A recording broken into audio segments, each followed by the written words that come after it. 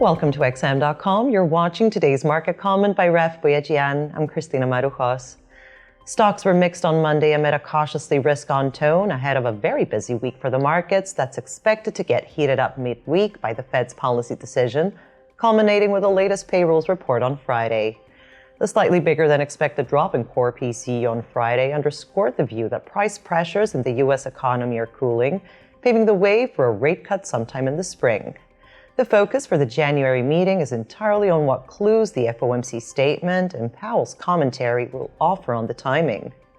Wall Street just enjoyed a third week of gains, and although the major indices ended Friday mixed, the overriding mood is still positive amid the recent AI-driven optimism. Those bullish bets will be put to the test this week as the big tech earnings will continue in earnest, with Microsoft and Alphabet set to report the results tomorrow, followed by Apple and Amazon on Thursday. Also helping sentiment today is the latest effort by Chinese authorities to bolster the local stock market. The US dollar, meanwhile, edged up slightly on Monday against a basket of currencies, but remained within the tight sideways range of the past 2 weeks. The euro continued to drift lower as investors are convinced that the European Central Bank will begin cutting rates in April.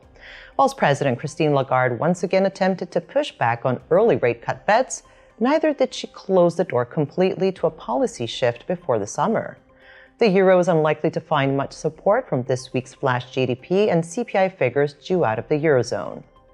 A dovish tilt is also possible by the Bank of England this week, as inflation in the United Kingdom has fallen sharply in recent months and looks set to fall further in 2024. Sterling was last trading flat around $127. In commodities, a flare-up in tensions in the Middle East over the weekend sparked a jump in oil and gold prices on Monday. Investors probably don't see a significant threat to oil supply for the time being, despite the ongoing attacks, but the fragile situation nonetheless is supporting demand for safe havens like gold, which was up 0.5% on Monday. Thanks for watching today's market comment here at XM.com. Have a great week.